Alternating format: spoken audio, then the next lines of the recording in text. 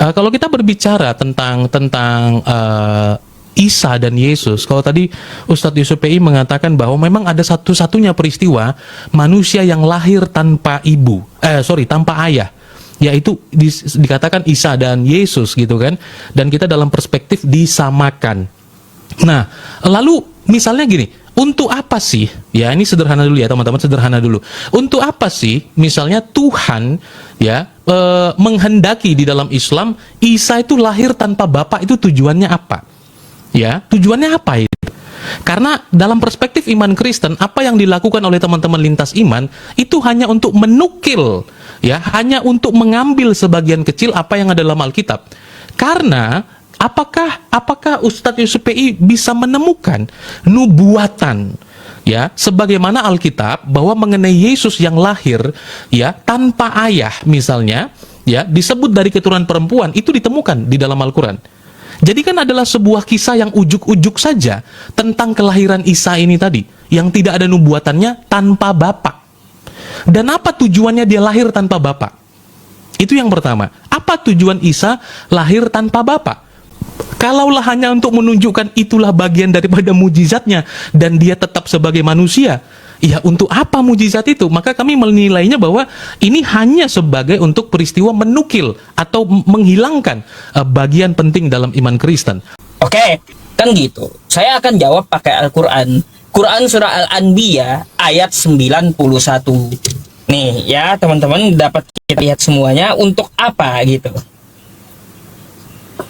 Dan ingatlah kisah Maryam yang telah memelihara kehormatannya, lalu kami tiupkan ke dalam tubuhnya ruh dari kami jadikan dia dan anaknya sebagai tanda kekuasaan Allah yang besar bagi semesta alam. Gitu. Kenapa Nabi Isa itu dilahirkan dari perawan dan tanpa suami, tanpa orang tua laki-laki? Karena itulah tanda kekuasaan Allah ya. Untuk apa? Untuk seluruh manusia agar mengambil pelajaran. Membahas tentang masalah Nabi Isa dan Yesus ya. Jadi tentang masalah Nabi Isa itu pasti kita berpedoman kepada Al-Quran dan hadis ya kawan-kawan semuanya. Kita mengakui bahwa Nabi Isa itu adalah orang yang benar. Tetapi sebelum kita ke ajarannya dan sebelum ke Al-Quran, kita perlu disepakati dulu gitu, bahwa Nabi Isa dan Yesus ini kita anggap oknum yang sama gitu ya. Kita anggap oknum yang sama gitu. Karena kalau kita melihat dari kitab Al-Quran, ya, kalaupun dari kitab teman-teman kita yang Kristen, itu kita lihat ada beberapa perbedaan, ada beberapa persamaan. Kalaupun kita tutup, kita tidak perlu pakai kitab, gitu ya, baik kitab Kristen maupun kitabnya Islam. Kita nggak perlu pakai kitab, kita menelaah aja gitu. Berpikir dari zaman manusia pertama, Nabi Adam, sampai ya hari ini kita hidup. Seorang perempuan yang melahirkan seorang anak laki-laki tanpa suami, seorang perawan yang melahirkan anak laki-laki, itu cuma terjadi sekali di muka bumi ini. Jadi, ya kalau memandang hal itu tanpa memandang Al-Quran maupun Bible, kita pasti menganggap bahwa Nabi Isa atau Yesus itu adalah oknum yang sama. Ya, karena terjadi satu kali aja di muka bumi ini seorang perawan melahirkan anak laki-laki tanpa suami. Nah, lalu kita membuka dari kitab Islam dulu. Siapakah Isa? Isa itu bergelar Al-Masih gitu ya teman-teman. Yang Al-Masih itu artinya dari kosakata masaha, yaitu mengusap. Kenapa digelari Nabi Isa itu Al-Masih, sang pengusap? Karena rata-rata dia membuat mukjizat dengan cara mengusap gitu. Dan kita akui dia adalah seorang utusan Tuhan, Rasul Allah gitu. Itu tertera di dalam Quran surah Maryam ayat ke-30. Qala inni abdullah, sesungguhnya aku ini hamba Allah, ataniyal kitaba wa ja'alani nabiyya. Dia memberiku kitab Injil dan menjadikan aku seorang nabi. Wa ja'alani mubarakan aina ma kuntu wa awsani bis shalah wa awsani bis sholati waz zakati ma dumtu hayya. Dia menjadikan aku orang yang diberkahi dimanapun aku berada. Terus wa barram biwalidati walam yaj'alni jabbaron syaqiyya, dan dia adalah orang yang berbakti kepada ibunya, tidak celaka dan tidak pula sombong. Wassalamu alayya yauma wulidtu wa yauma amutu wa yauma ub'atsu hayya. Dan keselamatan pada hari dia dilahirkan. Selamat dari apa dia? Selamat dari tuduhan Yahudi bahwa dia adalah anak haram dan ibunya seorang pezina. Dia selamat waktu dia dilahirkan. Wa yauma amutu, dan selamat juga pada saat dia akan dimatikan nanti. Artinya saat ini Nabi Isa itu belum wafat. Sesuai Quran surah An-Nisa ayat 158, dia itu barrafa'ahullahu ilaih, dia diangkat ke hadirat Allah, diangkat ke langit kedua, gitu ya. Jadi sesuai dengan Al-Quran kita, Nabi Isa itu selamat waktu dia dimatikan. Artinya apa? Nabi Isa itu tidak wafat berdarah-darah. Wa yauma ub'atsu hayya, dan selamat pada hari dia dihidupkan bangkit kembali. Saat semua dibangkitkan, termasuk kita, Nabi Isa juga dibangkitkan. Dan di situ kenapa dia disebut selamat? Karena dia terlepas dari tuduhan orang-orang yang mengatakan bahwa dirinya adalah Tuhan. Di hari kiamat nanti Nabi Isa akan langsung dihadapkan kepada para penyembahnya dan diambil kesaksiannya. Pada hari itulah Nabi Isa akan mengusir para penyembahnya. Dan Nabi Isa ini juga kalau kita lihat dalam Quran surah Ali Imran ayat 49, dia itu diutus hanya untuk Bani Israel.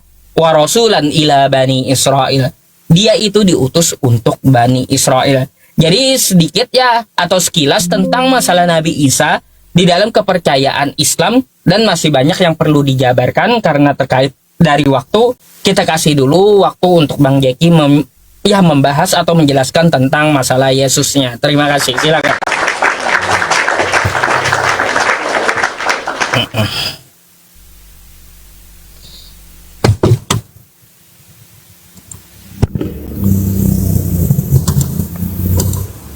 Oke. Mulainya gimana?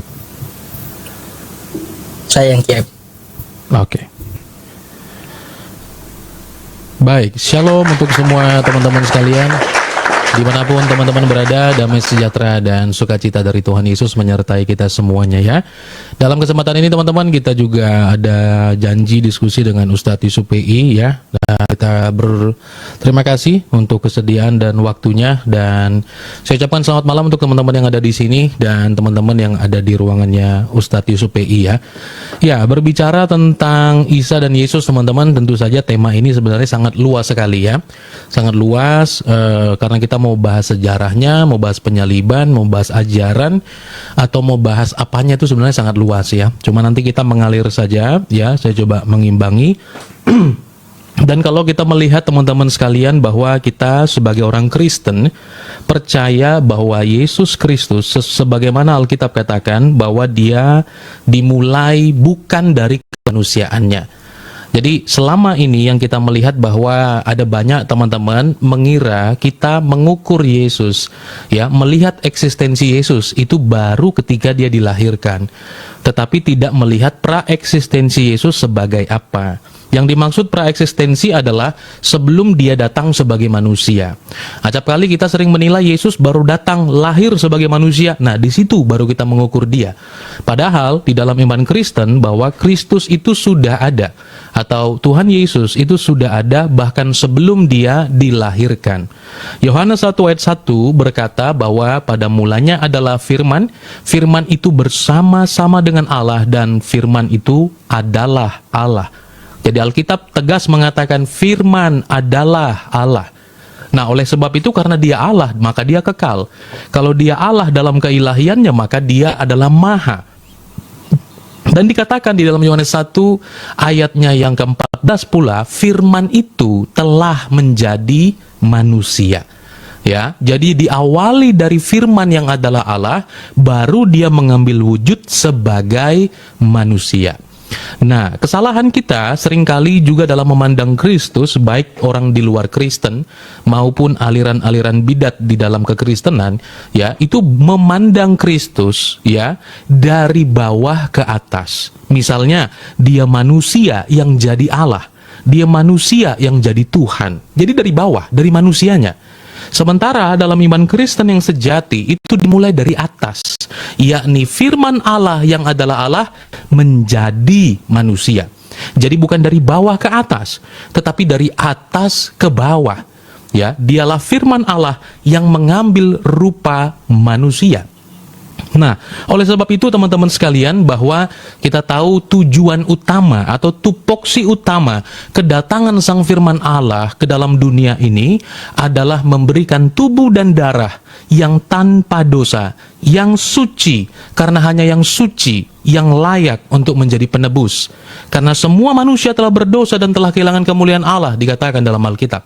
Oleh karena itu, teman-teman, tak satu pun kita bisa layak untuk menyelesaikan dosa kita di hadapan Allah, ya, karena tidak ada manusia yang tidak berdosa. Karena yang menyelesaikan dosa harus yang tidak berdosa. Di sorga ada yang tidak berdosa, tapi bukan manusia. Harus sekaligus yang membuat hukum dan harus sekaligus yang maha kuasa yang mau datang sebagai manusia. Itulah sebabnya bahwa dikatakan telah tiba waktunya Allah mengutus anaknya yang lahir, ya, yang lahir. Jadi pengutusan itu untuk lahir. Yesus diutus untuk lahir.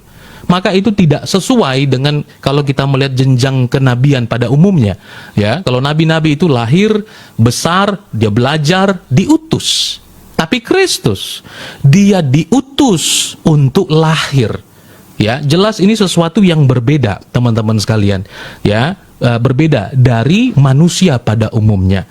Nah, oleh sebab itu Tuhan Yesus menjelaskan dari mana dia berasal sesuai dengan Yohanes 6 ayat 38. Dan tidak ada manusia yang pernah mengatakan ini. Tidak pernah ada manusia yang mengatakan ini.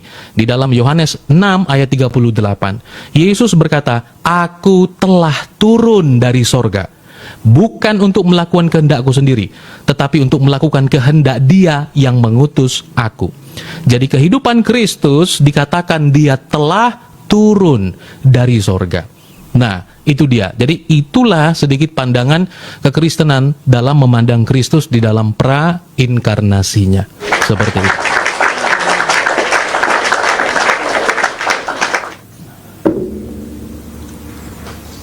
Oke. Ada hal yang menarik ini. Ya, silakan. Oke teman-teman, kita udah mendengar penjelasan dari Bang Jeki tentang masalah Yesusnya gitu ya. Ada beberapa hal yang saya catat di sini dalam penyampaiannya. Yesus adalah firman yang menjadi manusia, terus Yesus adalah Allah itu sendiri, terus Yesus turun dari sorga. Di sini membuat saya bingung 3 poin ini, jujur ya teman-teman, dan patut kita perlu pertanyakan dulu ya. Jadi pertanyaan pertama, Bang Jeki, sesuai penyampaian Anda, Yesus itu turun dari sorga. Sekarang, sebelum sorga itu diciptakan, Yesus itu di mana gitu loh. Sebelum sorga itu diciptakan, Yesus itu dia di mana? Apakah gentayangan gitu atau kayak gimana? Karena sorga belum ada, ya kan gitu. Bingung juga di situ. Betul nggak teman-teman? Kalau Yesus tuh dari surga, ya, sebelum surga tuh diciptakan, di mana Yesus? Bingung saya. Nah, tolong dijawab pakai data. Terus juga ya, Yesus adalah Allah. Ini membuat pertanyaan lagi gitu.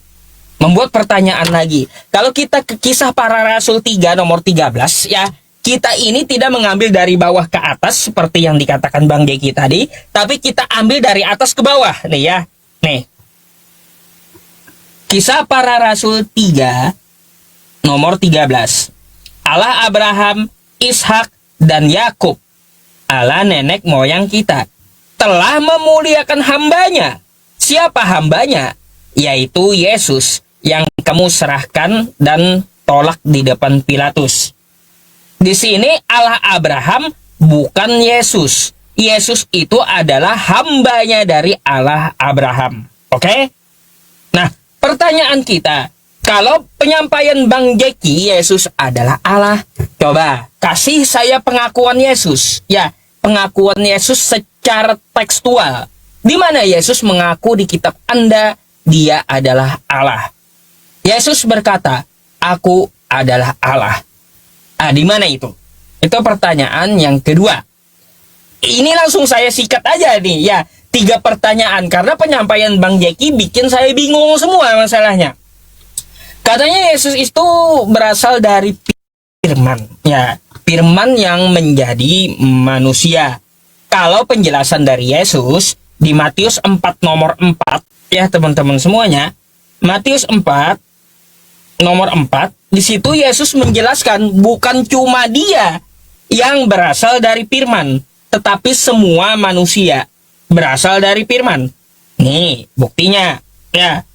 Tetapi Yesus menjawab, ada tertulis, manusia hidup bukan dari roti saja, tetapi hidupnya manusia itu dari setiap firman yang keluar dari mulut Allah. Oke? Nah, jadi ya, kita bakal bertanya sama Bang Jeki. Menurut penjelasan Yesus, ya, menurut penjelasan Yesus, semua manusia itu berasal dari firman yang keluar dari mulut Allah. Kalau berdasarkan hal itu, Bang Jeki menuhankan Yesus, berarti semua manusia pun jadi Tuhan. Karena Bang Jeki dari firman Allah, saya dari firman Allah, penonton dari firman Allah.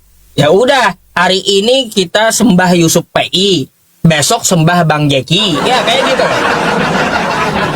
Habis itu besoknya sembah penonton gitu, karena semua dari firman, kan kayak gitu. Yang berasal dari firman disebut Tuhan. Kalau gitu kita gantian nyembah aja tiap hari gitu, ya. Nah itu. Sekarang pertanyaan yang ketiga, dan tolong dicatat. Sudah, saya minta pengakuan Yesus juga. Di mana dia berkata, aku ini berasal dari firman. Tolong, ya, secara tekstual kita minta. Dia berasal dari firman. Karena kita mengetahui bersama, Yohanes 1, ya, 1-14, itu bukanlah ajaran dari Yesus. Tapi itu paham Kristen. Paham Kristen yang mengatakan Yesus adalah firman jadi manusia.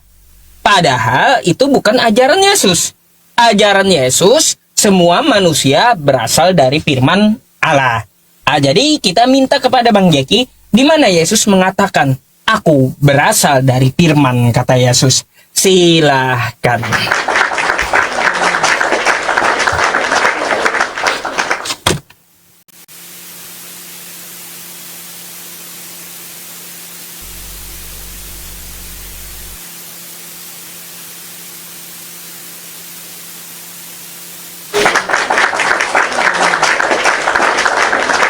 Belum muncul, tunggu ya. Mungkin Bang Jeki kalau muncul silakan duluan dipencet.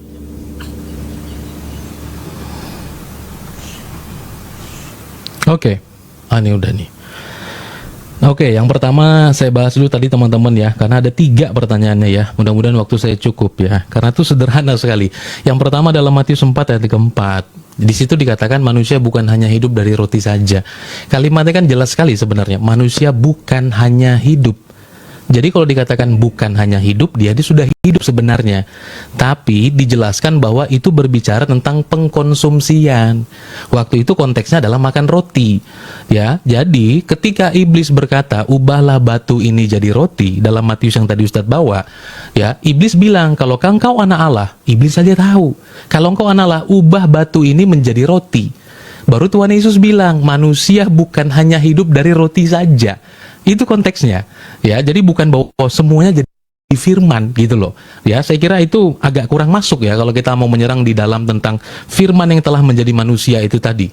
Karena kalimatnya eksplisit sekali. Firman itu telah menjadi manusia. Jadi kita harus bisa membedakan firman menjadi dengan firman menjadikan. Nah, itu problem bahasa tuh. Itu sederhana sekali, teman-teman ya. Nah, kemudian dikatakan tadi dalam Kisah Para Rasul 3 ayat 11 ya, teman-teman. Kisah Para Rasul 3 ayat 11, di sana dikatakan bahwa Yesus adalah hamba. Tadi Bang Jeki bilang katanya dari sorga. Nah, itulah sebabnya, teman-teman, tadi saya katakan, teman-teman memulainya dari bawah. Itu problem yang sudah saya antisipasi itu. Pasti akan melihat dari bawah. Tuh hamba tuh. Tidak disebut bahwa Allah, Abraham, Ishak dan Yakub, tidak disebutkan di sana adalah Yesus misalnya. Nah, kita melupakan teman-teman sekalian ya. Kalau kita baca Alkitab secara komprehensif dalam Filipi pasalnya yang kedua, di sana dikatakan yang walaupun dalam rupa hamba tidak menganggap kesetaranya dengan Allah itu sebagai milik yang harus dipertahankan. Ya, teman-teman nanti buka dalam Filipi pasalnya yang kedua ya. Yesus memang dikatakan mengambil rupa seorang hamba. Jadi yang dimaksud dalam Kisah Para Rasul itu adalah tentang kemanusiaannya Yesus itu tadi. Di dalam kemanusiaannya Kristus, waktu dia datang sebagai manusia, dia bukan datang sebagai manusia ateis. Tapi dia datang sebagai manusia, di dalam kemanusiaannya dia melakukan kehendak Bapa, karena Kristus adalah gambaran dari Adam kedua. Yang dimana Adam pertama itu gagal, sehingga manusia semua jatuh dalam dosa.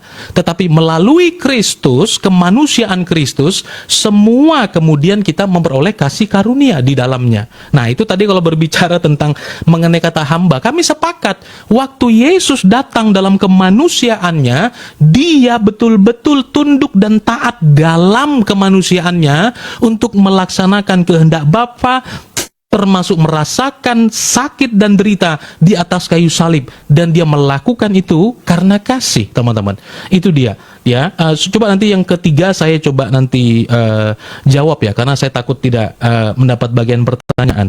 Nah, jadi yang pertama begini Ustadz Yusuf, nanti tiga boleh diulang lagi yang ketiga tadi ya.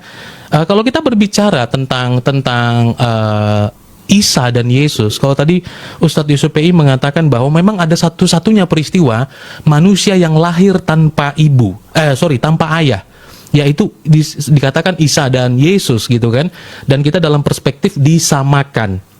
Nah, lalu misalnya gini, untuk apa sih, ya ini sederhana dulu ya teman-teman, sederhana dulu. Untuk apa sih misalnya Tuhan ya menghendaki di dalam Islam Isa itu lahir tanpa bapak, itu tujuannya apa? Ya, tujuannya apa itu?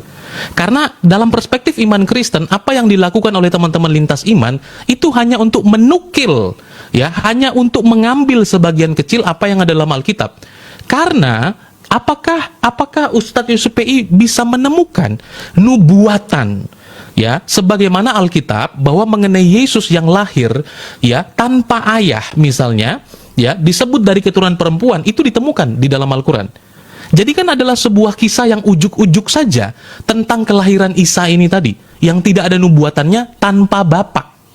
Dan apa tujuannya dia lahir tanpa bapak? Itu yang pertama. Apa tujuan Isa lahir tanpa bapak? Kalaulah hanya untuk menunjukkan itulah bagian daripada mujizatnya dan dia tetap sebagai manusia, ya untuk apa mujizat itu? Maka kami menilainya bahwa ini hanya sebagai untuk peristiwa menukil atau menghilangkan bagian penting dalam iman Kristen, seperti itu. Dan yang kedua, ya terakhir dalam sesi ini, bahwa bisakah Ustadz menjelaskan mengenai silsilah daripada Nabi Isa, misalnya yang disebut dalam Al-Quran, ya teman-teman, karena disebut ibunya adalah ada sesuatu yang lain gitu ya, binti Imron, seperti itu. Ini waktu saya kurang pas ya, silakan. Oke. Ada satu yang belum saya jawab tadi Ustadz ya, tidak apa-apa, silakan. Bapak. Baik, Bang Jeki, kalau Anda mintanya di Al-Quran silsilah Nabi Isa, Anda perlu tahu dulu, Al-Quran itu bukanlah kitab biodata seseorang atau kitab background seseorang yang seperti kitab Anda ya mengatakan inilah silsilah Yesus Kristus sampai ke atas. Beda kitab kita memang. Kalau kitab Anda kan kitab biodata dari Yesus, sedangkan Al-Quran itu kitab hukum yang diturunkan oleh Allah Subhanahu wa Ta'ala untuk seluruh manusia, bukan membahas background seseorang. Ngapain saya nanyain kan tentang masalah silsilah Yesus? Lebih baik saya nanyain silsilah Nabi saya di Quran. Tapi Al-Quran tidak berbicara, sekali lagi, berbicara masalah biodata seseorang. Masalahnya kayak gitu. Jadi hal yang lepas atau salah kalau Anda menanyakan silsilah Nabi Isa di Quran. Kayak gitu. Karena Al-Quran tidak akan pernah berbicara tentang masalah silsilah. Paling Al-Quran itu menyebutkan bin itu 2 kali. Orang tuanya sampai kakeknya. Setelah itu ke atasnya Al-Quran tidak akan menjelaskan lagi silsilahnya sampai ke atas. Karena yang dimaksudkan hanyalah satu oknum, yang dimaksud dia yang dilahirkan dari perawan. Nah gitu. Oke. Yang kedua, dari pertanyaan Anda, buat apa katanya Nabi Isa itu dilahirkan tanpa orang tua laki-laki? Kan gitu. Saya akan jawab pakai Al-Quran. Quran surah Al-Anbiya ayat 91.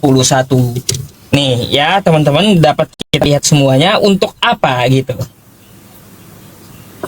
Dan ingatlah kisah Maryam yang telah memelihara kehormatannya, lalu kami tiupkan ke dalam tubuhnya ruh dari kami jadikan dia dan anaknya sebagai tanda kekuasaan Allah yang besar bagi semesta alam.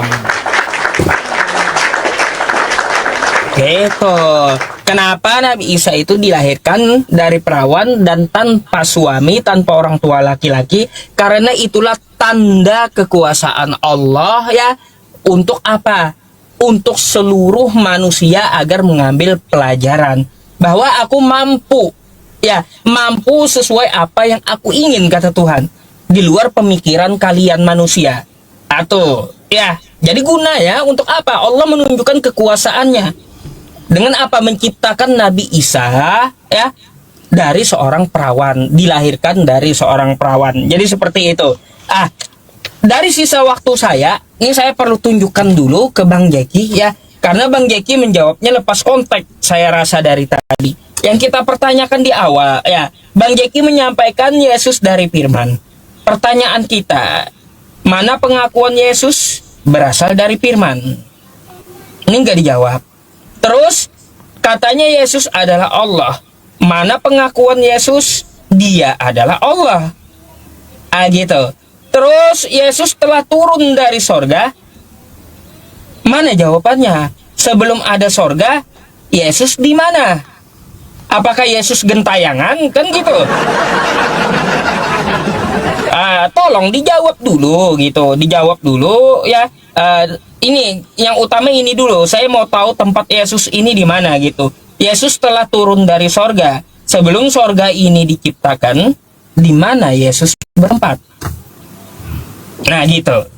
Kalau Tuhan Anda itu bertempat, maka akan saya tanyakan, sorga ini adalah ciptaan Tuhan. Sebelum sorga diciptakan, di mana Yesusnya?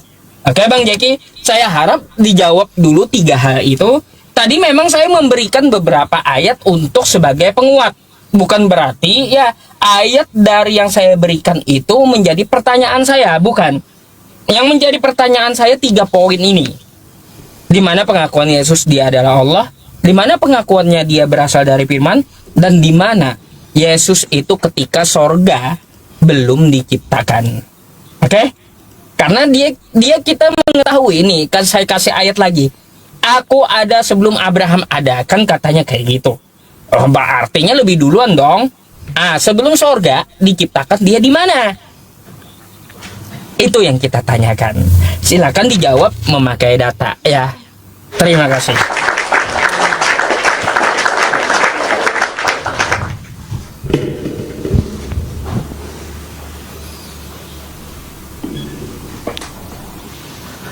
Oke.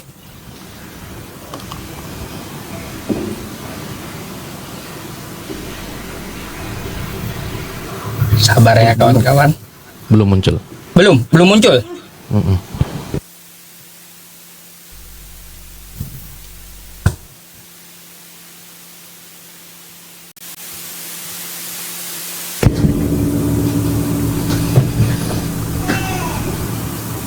Oke.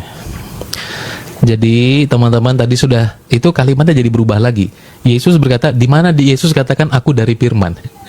Kalimatnya bukan begitu Ustaz. Kalimatnya Yesus adalah sang firman Allah itu. Makanya tadi saya katakan kita harus bisa membedakan firman menjadi dengan firman menjadikan. Itu sesuatu yang berbeda itu. Mazmur 33 ayat 6 misalnya. Lihat nih teman-teman ya. Mazmur 33 ayat 6 dikatakan, oleh firman Tuhan langit dijadikan, oleh nafas dari mulutnya segala tentaranya. Jadi kalau dikatakan bahwa Yesus dari firman, itu maknanya jadi berubah, ya kan? Tapi Yesus, saya katakan Yohanes 1 ayat 1 itu perlu diperhatikan kalimatnya. Kadang-kadang memang suka agak lost di situ. Yesus itu adalah firman yang menjadi, ya, bukan firman yang menjadikan, kalimatnya di situ. Firman menjadi. Jadi sang firman Allah itu mengambil natur manusia atau yang kita sebut dengan inkarnasi. Itu tadi. Ya, nah oleh karena itu teman-teman sekalian, waktu yang tadi saya jelaskan mengenai apa namanya Matius 4 ayat 4 itu tadi, itu konteksnya berbeda. Kalau konteks itu bertanya bahwa pertumbuhan manusia itu bukan hanya dari roti, tapi juga disebut pertumbuhan manusia oleh perkataan firman Allah. Itu yang Tuhan Yesus maksud gitu ya. Nah, kemudian tadi dikatakan bahwa pengakuan Yesus adalah Allah. Nah, ini tadi saya katakan juga problemnya, bahwa teman-teman menilai melihatnya kemanusiaan Yesus. Tetapi yang mau diukur adalah keilahiannya. Jadi maksudnya gini, yang dilihat Yesus yang datang sebagai manusia, tapi kita mau ukur dia di dalam keilahiannya. Kalau mau ukur dia dalam keilahiannya, maka semua atribut keilahiannya itu adalah dia. Karena waktu Yesus datang sebagai manusia, dia membatasi diri. Dalam Filipi pasal yang kedua tadi saya katakan, ya, yang walaupun dalam rupa Allah, dia tidak menganggap kesetaraannya dengan Bapa itu sebagai milik yang harus dia pertahankan, ya, melainkan dia mengosongkan dirinya. Itu Filipi 2, teman-teman, ayat 6, 7 dan 8. Nanti teman-teman lihat, ya. Nah, maka daripada itu bahwa di dalam kemanusiaan Kristus, kalau kita lihat mana kemahaannya, mana ininya, mana itunya. Nah, yang dilihat kemanusiaannya. Gitu loh. Nah, maka itu saya katakan bahwa waktu kita melihat Yesus dalam kemanusiaannya, ya yang kita lihat adalah dia sebagai manusia. Karena di dalam kemahaan, ya itu tidak kelihatan. Karena dia adalah sang firman Allah itu tadi. Yang kemudian, yang kedua, ya tadi berbicara mengenai sorga. Tuh teman-teman sekalian ya, mengenai sorga. Tadi pengakuan Yesus ya, teman-teman sekalian, pengakuan Yesus. Nah, maka kalau teman-teman lihat misalnya di dalam Wahyu 1, ya, Wahyu 1 ayat yang ke-8, ya, teman-teman bisa lihat dalam kitab Wahyu misalnya, ya, bahwa dia berkata dia adalah Alfa dan Omega, yang awal dan akhir, yang maha kuasa. Itu pernyataan Tuhan Yesus kepada Rasul Yohanes di Pulau Patmos. Nah, sebenarnya pula teman-teman sekalian ya, banyak sekali ungkapan-ungkapan Tuhan Yesus. Jadi waktu Tuhan Yesus mau datang itu, dia tuh bukan ngomong begini seperti Dr. Zakir Naik, ya, di mana Yesus mengatakan, aku Tuhan, sembahlah aku. Itu dalam iman Kristen, kategori ketuhanan seperti itu kategori yang tidak berguna. Ya, kenapa teman-teman sekalian? Karena ketuhanan dalam iman Kristen itu bukan tentang pengaku-ngakuan atau Tuhan yang haus dan lapar akan penyembahan. Ya, kedatangan Yesus itu bukan untuk ngaku aku Tuhan, sembahlah aku. Tapi kedatangan Tuhan Yesus itu ada tujuannya, yaitu mengenai keselamatan. Itu dia teman-teman sekalian, ya. Maka daripada itu Yesus sebagai sang firman Allah, dia kekal, ya. Maka kalau mau mengukur kekekalannya, jangan diukur dari kemanusiaannya. Itu dia. Nah, jadi kita mengenal itu sebagai ilmu kristologi, teman-teman sekalian, bahwa dia memiliki dua natur, sebagai Allah sejati dan sebagai manusia sejati. Nah, masalahnya begini tadi Ustadz, saya belum tanggapi ya teman-teman, waktu saya panjang untuk menjawab ya. Nah, jadi Ustadz Peib mengatakan bahwa Al-Quran bukan kitab silsilah. Kalau bukan kitab silsilah, seharusnya jangan menjelaskan silsilah. Bagaimana Ustadz bisa menyatakan bahwa Maria itu saudara perempuan Harun di dalam surah Maryam 27? Saudara perempuan Harun, ini Harun yang mana? Ya, Harun yang mana? Kalau bukan tentang silsilah, ya saya yakin karena itu pasti bukan silsilah yang tepat gitu. Nah, bagaimana Ustadz Yusuf Eib menjelaskan tentang itu? Tadi yang sebagai tanda kekuasaan, waktu saya tidak cukup. Ya, silakan Ustadz.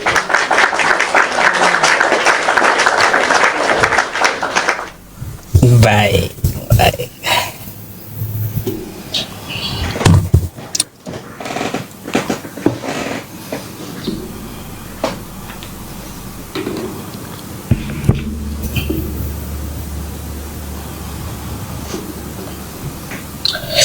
Oke, teman-teman semuanya, saya akan jawab dulu ya pastinya. Kenapa?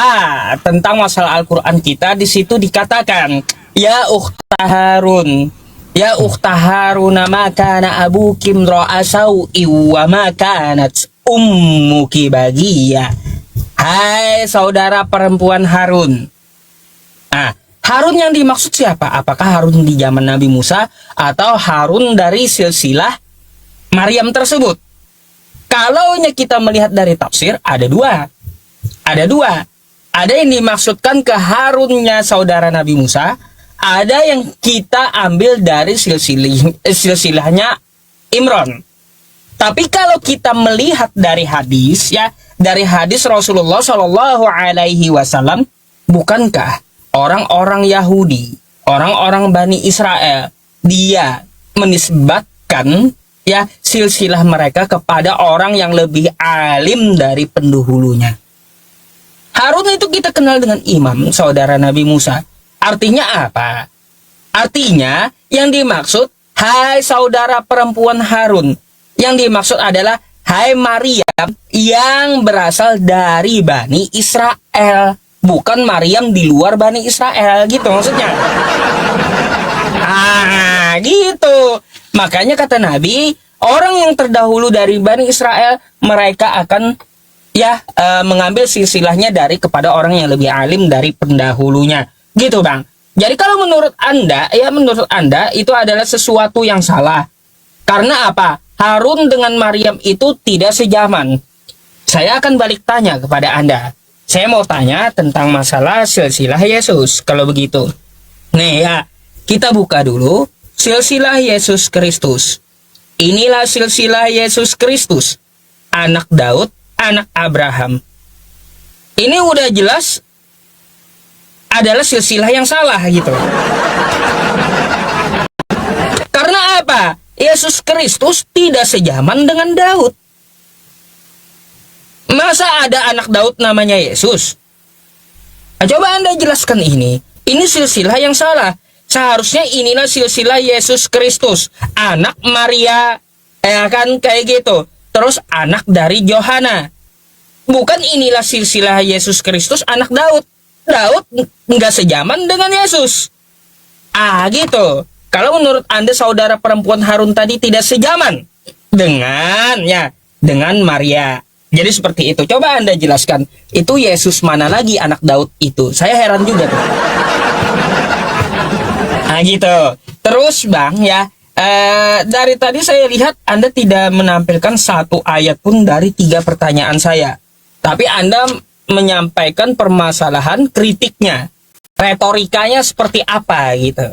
Yang belum Anda jawab juga, sebelum sorga ada, itu Yesus di mana? Itu belum Anda jawab sama sekali itu. Tapi kalau dari tanggapan Anda ya, Yesus itu adalah firman. Itu kan ideologinya dari Yohanes. Kita dapat mengetahui firman menjadi manusia itu bukan ajaran Yesus, kata saya kan gitu. Yohanes 1 pasal 1 kan kayak gitu. Firman yang menjadi manusia.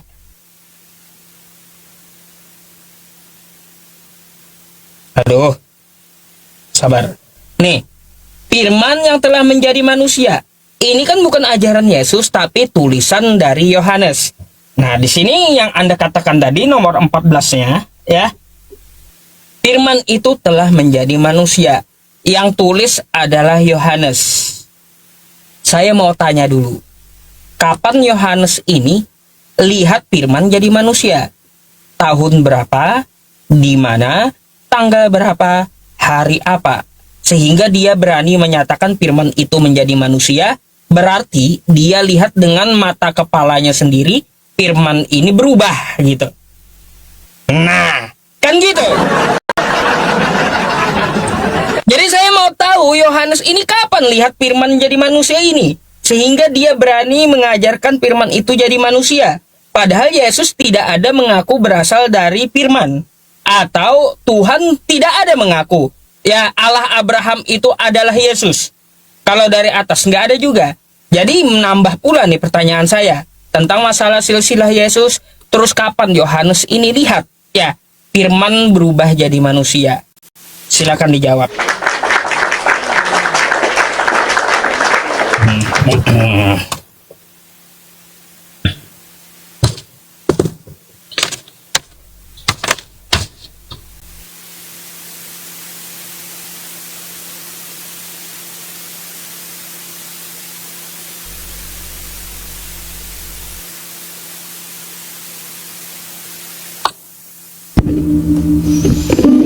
Oke. Nah, teman-teman sekalian, sekali lagi ya, bahwa begini, Injil Yohanes itu bukan ditulis oleh orang-orang yang tidak ketemu dengan Yesus, yang tidak sezaman dengan Yesus. Itu muridnya. Ya, itu muridnya. Nah, lalu kemudian Ustadz Yusuf PI mencoba untuk menerapkan sebuah kategori yang kalau itu dibalik tuh, wah, itu bisa kerepotan tuh Ustadz Yusuf PI ya. Karena kalau kategorinya kapan dia mendengar, diucapkan segala macam. Karena di dalam Al-Quran pun juga kalau kita terapkan kategori itu misalnya, itu bisa bermasalah itu. Ya, karena tidak ada satupun saksi misalnya yang melihat Nabi Yusuf PI menerima wahyu. Tapi kenapa kategori itu harus diterapkan? Kami menjawab itu jadi jauh lebih mudah sebenarnya, karena Yesus Kristus ya dan Yohanes itu adalah orang yang sezaman dan itu adalah muridnya. Di dalam ini masalahnya saya harus bolak-balik kamera seperti itu atau gimana ya? Karena tadi kan juga saya ngomong data ya, tapi supaya teman-teman melihat juga lah, tidak apa-apa ya, ungkapan daripada Rasul Yohanes, teman-teman. Ini orang murid Tuhan Yesus, bukan orang yang halu atau bukan orang yang tidak pernah ketemu Yesus ya, teman-teman. Sebentar ya, duh, ini ngezoomnya gimana nih? Oh, nggak bisa nih teman-teman, nggak bisa ngezoom ya. Sorry. Ya, saya bacakan di sini teman-teman. Ya, ini Injil Yohanes. Ya, Injil Yohanes. Jadi jangan ditanya bahwa itu kan pendapat Yohanes, itu muridnya. Ya, itu muridnya Yohanes, teman-teman sekalian. Ya, nih kita bacakan ya. Dikatakan dialah murid yang memberi kesaksian tentang semuanya ini dan yang telah menuliskan, dan kita tahu bahwa kesaksian itu benar. Masih banyak hal lagi yang diperbuat oleh Yesus. Tetapi kalau semuanya itu harus dituliskan satu persatu, maka agaknya dunia ini tidak akan memuat semua kitab yang harus ditulis itu. Jadi bagaimana Rasul Yohanes menuliskan Injilnya, ya, itu adalah penjelasan kepada kita yang cukup membuat kita memahami tentang siapa itu pribadi Yesus. Karena dia bukan orang yang tidak pernah ketemu, bukan orang yang tidak pernah lihat itu. Ya, itu muridnya, teman-teman sekalian. Ya, maka kita bersyukur bahwa dalam iman Kristen, ya, kita bukan dipaksa beriman kepada kitab-kitab, tapi kita punya kitabnya, yaitu kitab Injil. Sehingga kita bisa mengetahui, ya, bagaimana keterangan dari murid-muridnya, teman-teman. Secara khusus daripada Rasul Yohanes itu sendiri.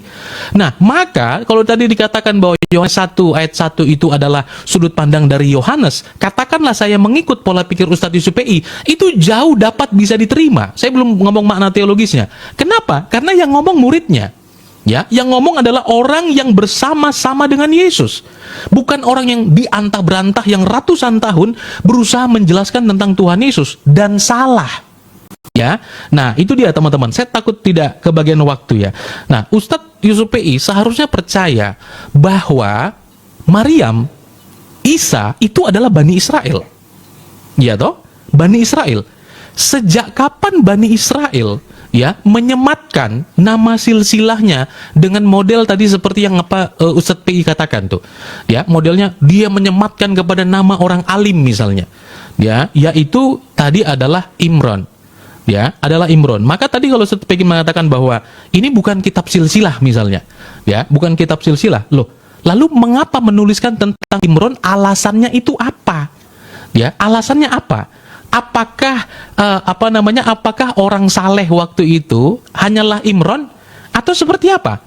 Ya, nah, karena kalau dia adalah Bani Israel misalnya, seperti Yesus tadi menyebutkan di dalam silsilah. Tadi itu kan rangkuman bahwa dia adalah anak Daud, anak Abraham yang disebutkan dalam Lukas itu tadi. Lalu kan di bawahnya mau dijelaskan. Di awal dijelaskan tentang rangkuman ya, dan kemudian dijabarkan di bawah. Jadi diterangkan. Lalu mengapa kemudian kalau Isa adalah Bani Israel, ya, Bani Israel, Maryam adalah Bani Israel, mengapa menulis silsilah seperti itu? Ya, silsilahnya kenapa jadi seperti itu? Yang kedua nih, teman-teman, nanti tolong diulang kalau apa yang saya tidak sempat jelaskan ya, karena saya dikejar waktu. Yang pertanyaan adalah begini, teman-teman. Teman-teman Islam percaya bahwa Isa menerima kitab. Betul ya? Nah, Isa menerima kitab yaitu Injil. Bisakah Ustadz Yusuf PI menyebutkan ya di surah berapa, ayat berapa bahwa Isa itu menerima Injil? Setahu saya informasi yang didapatkan itu ya hanya di dalam Al-Qur'an, dan itu pengakuan dia waktu bayi. Ya, pengakuan dia waktu bayi. Nah, apakah dia sudah waktu bayi keluar bawa kitab atau akan diberi? Kalau akan diberi, di surah berapa dia menerima kitab itu? Seperti itu.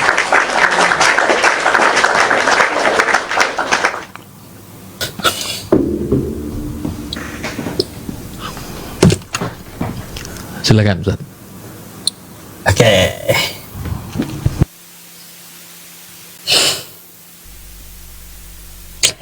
Oke, baik. Saya akan jawab dulu Al-Qur'annya. Coba Anda buka ya.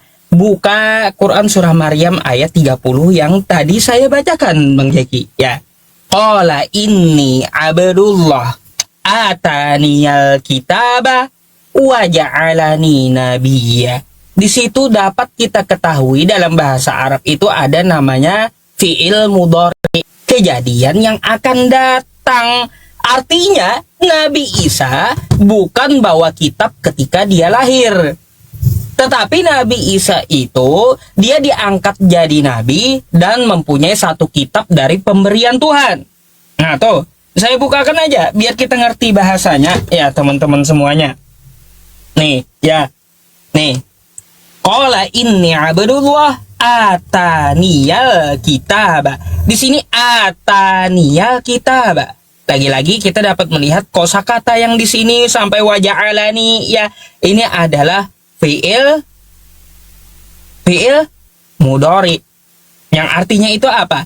Kejadian yang akan datang yang diceritakan oleh Nabi Isa ini. Bukan dia ucu-ucu bawa kitab dari dalam perut. Bukan. Kayak gitu kalimatnya, Bang, ya. Ja'alani ini fi'il madhi ya, teman-teman. Madhi apa mudhari ya? Bentar ya. Jadi di sini kita bahas lagi wa ja'alani mubarakan aina ma kuntu wa awsani. Jadi dapat kita lihat di sini kosakatanya itu berbeda, Bang. Berbeda karena apa? Berbeda, bahasa Arab itu mempunyai 3 fi'il. Ada madhi, ada mudhari, ada amar gitu. Ada kata perintah. Nah di sini Nabi Isa sudah menubuatkan semenjak dia dari bayi bahwa dia akan diberikan sebuah kitab. Udah sejak zaman bahula dia bilang. Nah kayak gitu ya. Jadi seperti itu dalam bahasa Arab. Sorry. Nah terus yang kedua ya, kata Anda kenapa Imron? Apakah betul Imron itu dari Bani Israel? Imron itu adalah sebutan dari Al-Quran. Penyebutan dari Bani Israel beda sama Daud, David, Yusuf, Joseph. Imron itu adalah ayahnya dari Maryam. Kalau di kitab Yahudi sebutannya Yohana kalau nggak salah. Lupa gitu saya nama ayahnya menurut kitab Yahudi. Jadi penyebutan itu bisa berbeda, tapi yang dimaksud adalah garis keturunan dari Bani Israel. Nah, contohnya kata Anda ya, di Matius 1 pasal 1. Inilah silsilah Yesus Kristus, anak Daud. Itu kan tidak sejaman. Daud dengan Yesus. Kenapa Yesus itu dinisbatkan kepada Daud? Karena Daud adalah orang yang mempunyai, ya bisa kita bilang mempunyai kerajaan di masa dulu dalam garis Bani Israel. Terus Abraham itu bukan Yahudi. Kenapa dinisbatkan Yesus ke luar Yahudi? Karena adalah Abraham itu seorang utusan Tuhan di masa yang lalu. Makanya Yesus dinisbatkan kepada Daud. Begitulah ya ketika Maryam dinisbatkan kepada Harun. Memang tidak sejaman. Artinya apa? Dia itu dinisbatkan kepada orang, dinasabkan kepada orang yang lebih alim ya. Lebih alim dari pendahulunya. Jadi seperti itu, Bang. Kalaunya maksudnya seperti itu yang Anda mau ya, itu jelas dari Bani Israel. Karena Yesus pun berasal dari Bani Israel. Dapat kita lihat di Matius 1 pasal 1 dinisbatkan ke Daud yang tidak sejaman. Oke. Jadi seperti itu. Terus yang kedua, dari tanggapan saya beberapa detik ini, tolong dong dijawab, Yesus itu telah turun dari surga. Itu sebelum surga ya diciptakan, Yesus itu di mana? Saya penasaran gitu loh. Dari tadi itu belum dijawab, saya pengen tahu itu dulu gitu loh. Di mana dia? Ya, di mana dia? Nanti setelah ini saya baru bahas masalah Yohanes tadi. Ya, masalah Yohanes tadi. Jadi seperti itu. Dan tolong sekali lagi penekanannya adalah Yesus telah turun dari sorga, itu belum dijawab. Saya pengen tahu jawabannya dulu, dan sekiranya kalau ada datanya di Bible, silakan Anda tunjukkan datanya ke layar gitu ya. Terima kasih.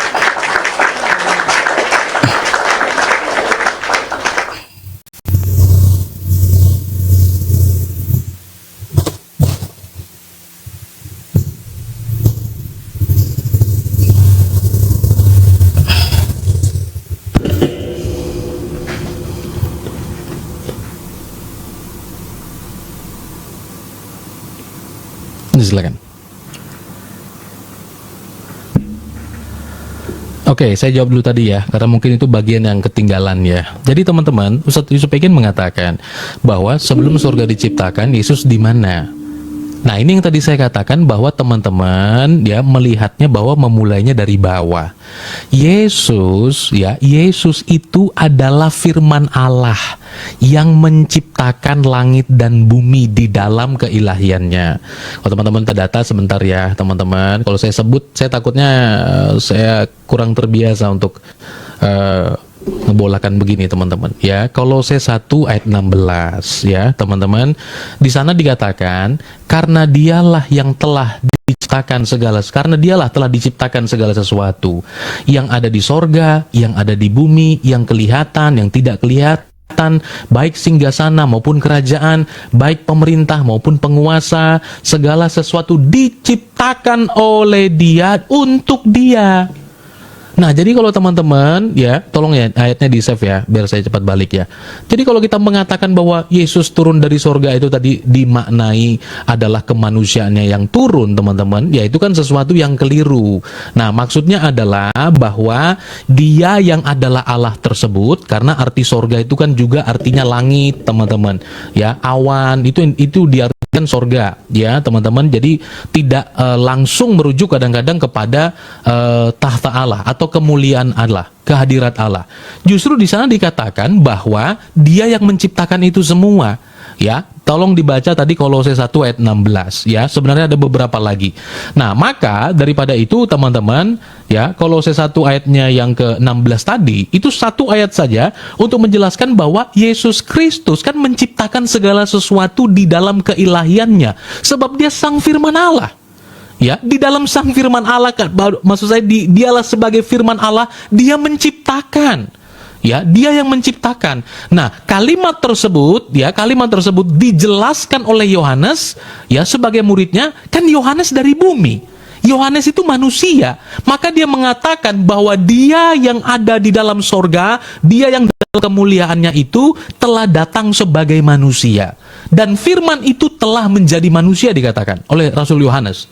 Ya, telah menjadi manusia. Dan tadi ayat yang saya bawa di dalam Yohanes pasalnya yang ke-6 ayat 38, Yesus mengatakan, justru ini yang harus diteliti teman-teman sekalian. Kalau tadi perkataan Yohanes itu kan ditolak, ya, ditolak yang Yohanes 1 ayat 1. Tapi bagaimana pernyataan Tuhan Yesus itu sendiri? Bahwa Dia mengatakan, aku telah turun dari sorga. Dia berkata, aku telah turun dari sorga. Ya, maksudnya adalah bahwa Dia sebagai sang firman Allah yang dalam kemuliaannya itu datang kepada kita sebagai manusia. Sebagai manusia. Nah, maka itu tadi teman-teman sekalian, kalau dikatakan ini diciptakan dari mana, itu menjelaskan bahwa Dia bukan di dalam atau seperti kita. Di bagian yang lain Yesus berkata, kamu dari bawah, aku dari atas. Kamu dari dunia ini, aku bukan dari dunia ini, Tuhan Yesus katakan. Saya bawakan lagi ayatnya teman-teman ya, supaya teman-teman lihat sebentar ya. Bentar.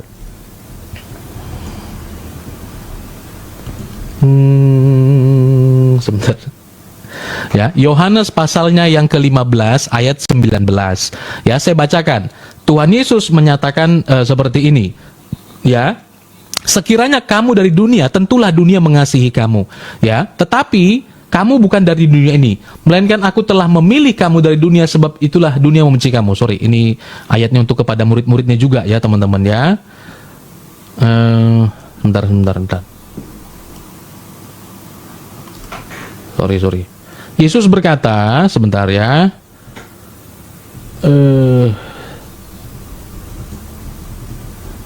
Tantan. Saya sampaikan satu dalil ini aja, ya. Di dalam Injil Yohanes pasalnya yang ke-8 ayat 23. Ini sebagai yang terakhir. Saya katakan, Yesus berkata, Yohanes 8 ayat 23. Lalu ia berkata kepada mereka, kamu berasal dari bawah, aku dari atas. Kamu dari dunia ini, aku bukan dari dunia ini. Itu kata Tuhan Yesus. Ya. Nah, jadi itu semua hal menjelaskan tentang bahwa keberadaan Yesus itu bukan baru dimulai ketika dia datang sebagai manusia. Tapi itu sudah dimulai bahwa dia ada di dalam kekekalan itu tadi. Jadi kalau kita melihat bahwa sorga itu diciptakan, dia di mana loh? Dia yang menciptakan segala sesuatunya gitu loh. Ya, dia menciptakan segala sesuatunya.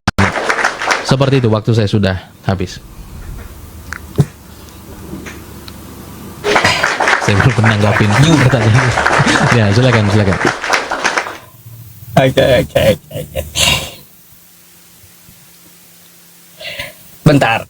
Dari jawaban Anda malah tambah bingung saya. Oke, kata Anda bukan Yesus, tapi dia sejak dalam kekekalannya. Ini Tuhan dengan surga duluan mana? Apakah surga ini waktu Tuhan ada, surga juga sudah ada tanpa diciptakan? Atau surga dengan Tuhan ini duluan mana gitu? Kalau duluan Tuhan, yang saya tanyakan ya, ini bukan Yesus, Tuhan yang dalam kekekalan tadi kata Anda. Kalau duluan Tuhan, ya daripada sorga, sebelum dia menciptakan sorga, Tuhan Anda itu di mana? Itu yang saya maksud, bukan cuma Yesusnya.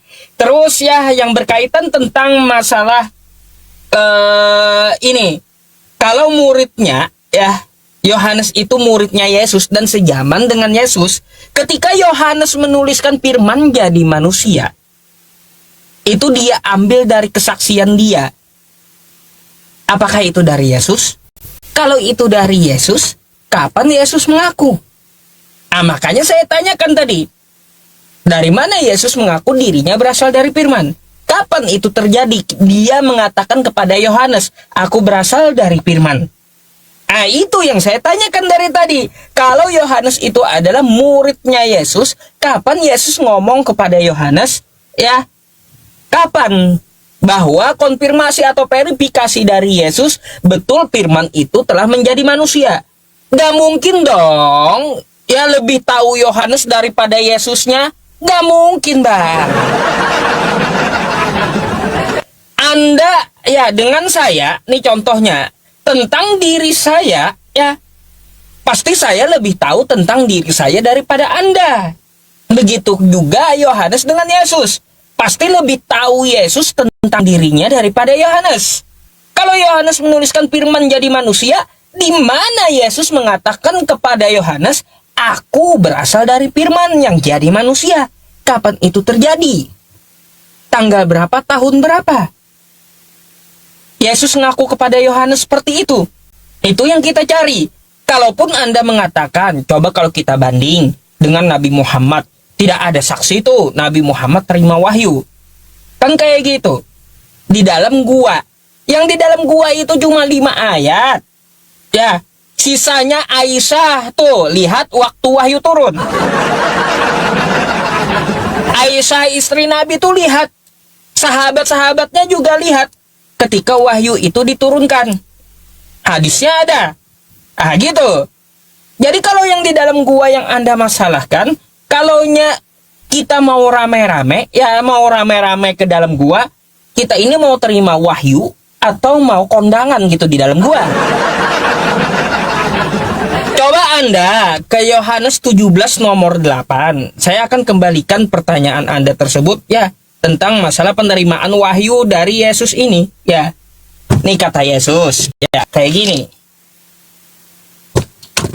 Sebab segala firman yang engkau sampaikan kepadaku, kata Yesus, telah kusampaikan kepada mereka. dan mereka telah menerimanya. Pertanyaannya gini bang, ya, kapan dan siapa saksinya Yesus ya dilihat menerima firman? Siapa saksi Yesus terima firman gitu loh? Karena Yesus terima firman dari Tuhannya yang telah disampaikan oleh Yesus. Ini siapa saksinya? Ya, Yesus terima firman. Kapan terjadinya? Kalau Nabi Muhammad kan terima firman dari Tuhan, ya di dalam goa Anda tahu sendiri. Waktu mereka di tengah sahabatnya, waktu Nabi di tengah sahabatnya, waktu istrinya melihat penurunan firman atau wahyu. Itu jelas kalau Nabi Muhammad. Ini Yesus terima firman ini siapa saksinya dan kapan gitu loh. Saya heran. Ini pula yang balik kita tanya. Jadi Bang Jaki menurut saya serba nggak jelas gitu loh. Dari apa yang Anda jelaskan malah banyak kritiknya dari saya. Maka dari itu ya setidaknya dapat Anda jabarkan dari Yohanes tadi. Dia Yesus mengaku kepada Yohanes kapan? Ya, terus Yesus terima firman ini siapa saksinya? Kapan dan di mana? Gitu loh.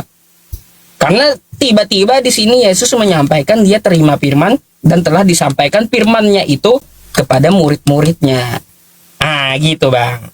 Tolong dijawab. Terima kasih.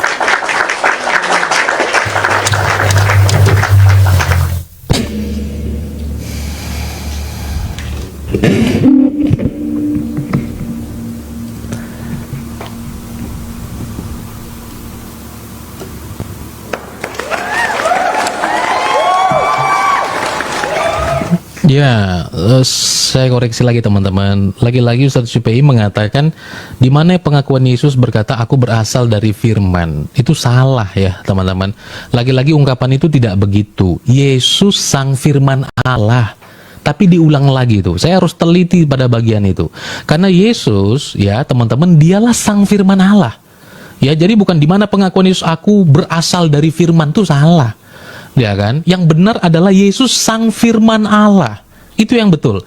Sang firman Allah itu yang turun datang mengambil rupa manusia. Itu dia, teman-teman sekalian ya. Nah, saya tanggapi dulu nanti takut saya lupa. Yang pertama, Ustadz Yusupei, tadi kan saya tanya mengenai Isa itu menerima kitab. Dan betul ya seperti jawaban ada teman-teman yang lain itu mengatakan akan menerima kitab. Jadi Isa sudah ngomong sejak bayi bahwa dia akan, saya pakai kalimat itu, dia akan menerima kitab. Pertanyaan saya, di surah berapa Isa itu menerima? Kalau akan berarti itu sifatnya dia future bentuknya yang akan datang, ya toh, yang akan datang. Nah, maka pada bagian mana? Pada bagian mana surah berapa Isa menerima kitab itu? Ya. Nah, Isa menerima kitab itu. Itu di bagian mana? Itu dia tadi, teman-teman sekalian ya. Di bagian mana? Saya nanti kalau ke penyaliban nanti panjang sekali topik kita, ya. Nah, itu dia. Maka di bagian mana surah berapa Isa itu menerima kitab? Gitu kan? Nah, menerima kitab. Karena saya dari tadi mengatakan bahwa ini sebuah kisah yang seolah-olah ingin direkonstruksi ulang, ya, teman-teman, tapi kurang tepat. Dimulai tadi dari silsilah saya jelaskan, teman-teman sekalian ya, dari silsilah kenapa Imron dan sebagainya, ya. Itu juga kan alasan bukan alasan keyahudian itu. Ya, tadi dikatakan Daud, mengapa dia juga dikatakan itu dari suku Yehuda. Suku Yehuda itu suku bangsa Israel. Ya, nah maka dari jalur itu juga disebutkan silsilah itu Yesus dari suku Yehuda, ya, dari suku Yehuda. Nah, sementara Imron tadi itu seperti apa? Ya, itu dari sukunya atau tidak? Ya, maka nanti akan kembali kepada penjelasan bahwa oh ini kan atau seperti apa gitu teman-teman ya. Saya nggak tahu. Nah, itu tadi pertama bahwa mengenai kitabnya, ya, di surah berapa dalam Al-Quran Isa menerima kitab? Ya, yang namanya kitab Injil menurut keyakinan teman-teman, ya, seperti itu. Dan tadi misalnya dikomparasi, saya mohon izin menyampaikan ya, ketika tadi Ustadz Pei mengatakan bahwa yang melihatnya juga ada Aisyah misalnya begitu, ya. Tapi apakah ini nyambung atau tidak? Saya hanya mau menyampaikan misalnya di dalam sebuah riwayat dikatakan dalam Sahih Bukhari nomor 4414. Di sana saya bacakan riwayatnya saja misalnya ya supaya tidak panjang-panjang. Aisyah berkata bahwa saya tidak melihat Robmu kecuali sangat cepat memenuhi keinginan Anda.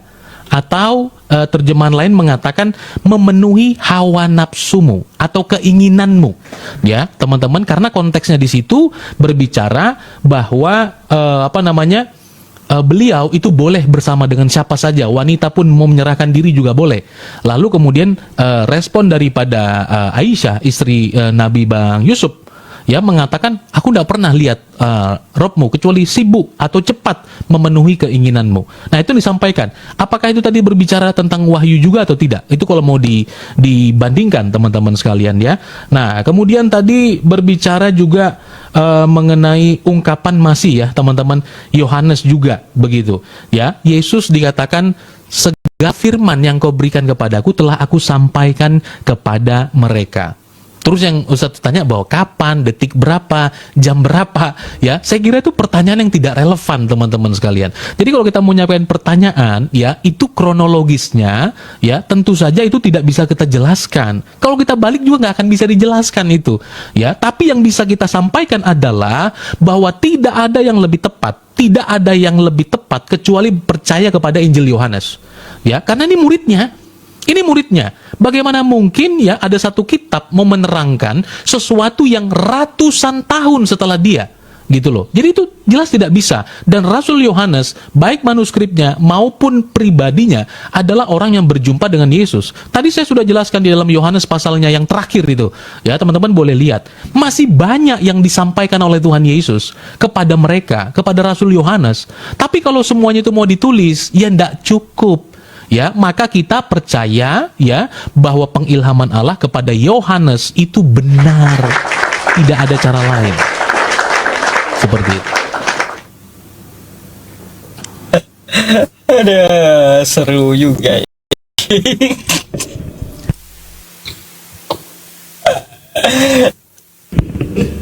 Silakan. Baik, saya akan jawab dulu permintaan Bang Jeki ya. Kapan Nabi Isa itu terima? Katanya di ini ya teman-teman. Nih ya. Qala inni abdullah atani alkitab wa ja'alani nabiyya, dan Isa berkata, sesungguhnya ya aku ini hamba Allah, dia memberiku Alkitab Injil dan dia menjadikan aku seorang nabi. Di sini dapat kita lihat ini adalah fi'il madhi ya teman-teman, di masa lampau telah terjadi. Kalau mudhari'nya ya ja'alni, kan kayak gitu. Jadi wa ja'alani itu ya adalah fi'il madhi yang udah dinubuatkan Nabi Isa dia akan diberikan kitab Injil. Jadi kapan gitu kitab Injilnya diterima? Anda silakan ke dalam surah Al-Maidah ayat 46. Ya. Wa qaffayna ala atharihim bi'isa bani Maryam musaddiqan lima baina yadayhi minat Taurah wa atainahul Injil. Ya, tuh. Dan kami iringkan jejak mereka nabi-nabi Bani Israel dengan Isa putra Maryam, membenarkan kitab sebelumnya yaitu Taurat, dan kami telah memberikannya kitab Injil, sedang di dalamnya ada petunjuk. Kapan diberikan kepada Isa putra Maryam? Yaitu ketika ya setelah berlalu masa Taurat. Jadi waktu dia diutus, waktu dia akan menjadi nabi. Injil itu pula perlu Anda ketahui, di Al-Maidah ayat 68 bukan gedebuk buku. Injil itu adalah ajaran. Qul ya ahlal kitab lastum ala syai'in hatta tuqimut Taurah wal Injil. Katakan wahai ahli kitab, kamu tidak dipandang beragama sedikit pun ya hingga kamu menegakkan ajaran, Bang. Taurat, Injil, dan Al-Quran. Injil itu ajaran, bukan gedebuk kitab dari langit atau dibawa lahir oleh Nabi Isa gitu ya. Ya jelas artinya apa? Nabi Isa itu menerima firman dari Tuhan. Firman dapat kita ketahui tidak berbentuk buku, pastinya berbentuk oral yang di dalamnya mengandung ajaran. Oke? Artinya ketika Nabi Isa diutus ya, waktu dia sudah diutus, kapan dia diutus, maka di situ juga firman itu diturunkan kepada Nabi Isa setelah zaman Taurat Nabi Musa. Oke? Nah, yang menjadi tanggapan saya begini, Bang. Ya, kalau Yesus tidak memverifikasi Yohanes, lalu atas dasar apa Anda memaksa orang untuk percaya dengan tulisan Yohanes? Berkaitan dengan Nabi Muhammad itu lepas konteks, mungkin tidak saya jawab gitu ya, tentang Aisyah dan Nabi Muhammad tadi. Nah, kan kayak gitu. Yang kita pertanyakan ya, atas dasar apa kamu memaksa orang-orang percaya dengan tulisan Yohanes, sedangkan verifikasi dari Yesus tidak pernah ada gitu loh. Ayo. Kan kayak gitu. Kalau dibalik bertanya kata Anda, ya, segala firman yang engkau berikan kepadaku telah kusampaikan kepada mereka. Ini saksinya siapa? Yesus terima firman. Itu lagi. Saya heran aja di situ, teman-teman. Firman terima firman jadinya. Firman Yesus yang firman yang jadi manusia terima firman pula. Firman terima firman kan jadinya di situ. Nah, terus juga ya tanggapan saya tentang masalah penjelasan Anda masalah surga. Tadi saya belum dapat jawaban yang rinci. Tuhan Anda berada di mana? Ya, ketika surga, ya surga itu belum Dia ciptakan. Itu belum Anda rincikan kepada saya. Jadi itulah ya, itulah. Satu lagi. Saya akan jelaskan setelah ini aja ya. Kayaknya 40 detik nggak sampai gitu. Ada permasalahan tentang masalah Wahyu 1 nomor 8 tadi. Ya, Wahyu 1 nomor 8 di situ kata Bang Jeki bahwa Yesus adalah Alfa dan Omega. Saya akan bahas itu dan akan tuntut Bang Jeki ya, perkataan yang spesifik gitu. Tapi setelah ini saja. Saya harap saya lihat ya juga dulu bagaimana tanggapannya dan bagaimana jawabannya, atas dasar apa ya Anda memaksa orang-orang untuk percaya kepada tulisan Yohanes yang bukan ajaran Yesus dan tidak ada verifikasi dari Yesus. Silakan dijawab.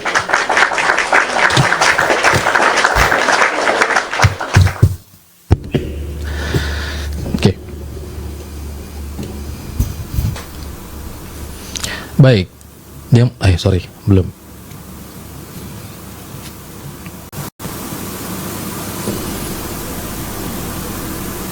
Bentar ya, teman-teman. Oke. Baik. Tadi kan pertanyaan saya yang pertama ya, bagaimana Ustadz Yusuf PI menyatakan bahwa Injil sekarang menjadi ajaran, bukan kitab lagi Ustadz, atau bagaimana? Gitu ya. Nah, karena di dalam surah Maryam 30 yang Ustadz Yusuf PI juga sendiri sampaikan ya pada mula itu tadi yang di awal ya, di dalam bahasa Arabnya saya kira Ustadz Yusuf PI lebih tahu ya, dalam bahasa Arabnya disebut itu kitab apa bukan tuh Ustadz ya. Nah, disebutkan bahwa itu kitab. Nah, lalu kemudian yang diterima jadi ajaran. Jadi sebenarnya kitab apa ajaran nih ya kan? Nanti dibilang lagi kitab berisi ajaran. Nah, jadi sebenarnya yang mana? Pengakuan dia sejak bayi ya. Sejak bayi dia sudah ngaku tuh bahwa dia nabi sejak bayi, dan dia ngaku sudah akan diberi kitab. Nah, pertanyaan kita tadi kan sederhana itu, bahwa kapan itu diberikan? Ya, di dalam konteks apa dia mengajarkan itu kepada orang-orang Israel waktu itu gitu loh. Ya, dalam konteks apa? Nah, maksudnya ada ajaran dari Injil yang dia sampaikan itu apa sih? Di mana dia menerima kitab itu gitu loh.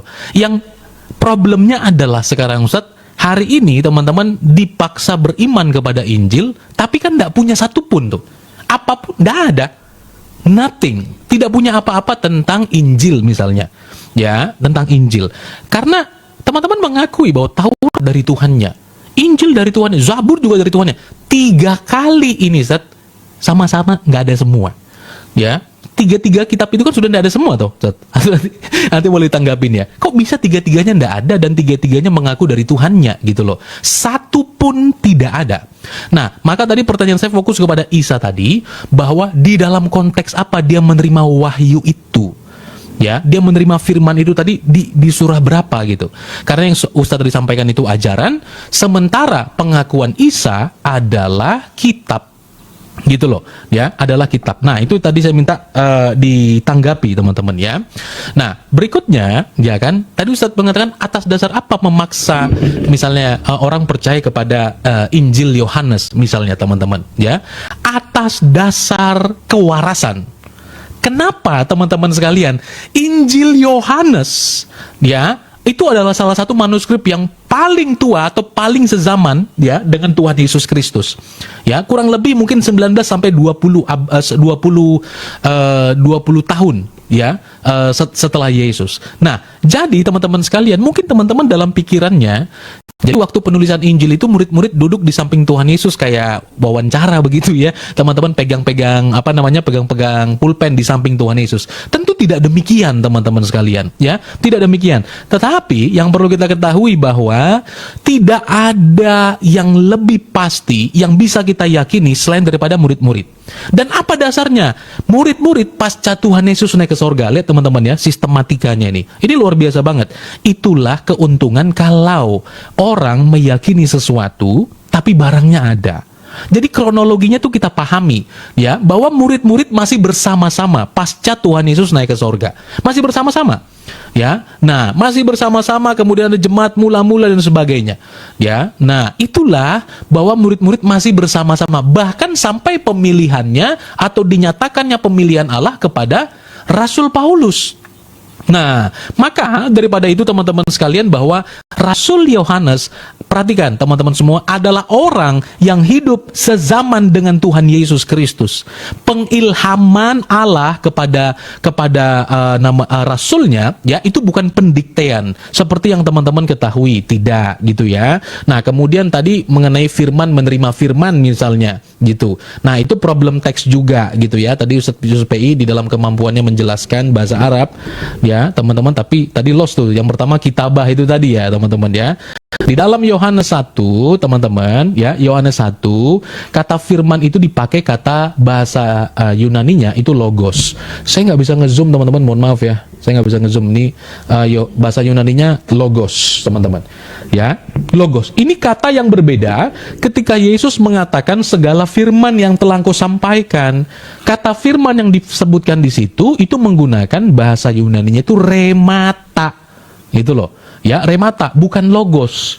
Sekali lagi ungkapan tadi yang keliru adalah mengatakan Yesus dari firman ya teman-teman, berasal dari firman. Nah itu yang keliru, karena Yesus sang firman itu sendiri yang adalah Allah pula ya, seperti itu ya. Silakan, mohon maaf kalau ada yang belum sempat dijawab, boleh di replay nanti Ustaz ya. Mungkin berapa kali lagi kita Ustaz? Boleh, saya nggak ada pertanyaan lagi. Mungkin saya hanya menjelaskan pertanyaan Anda saja gitu. Habis itu Anda tanggapi, habis itu closing mungkin. Boleh? Silakan.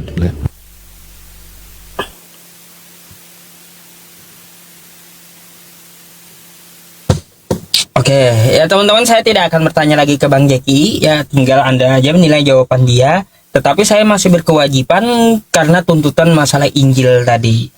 Kata Bang Jeki di situ ya, dikatakan kosakata kitab.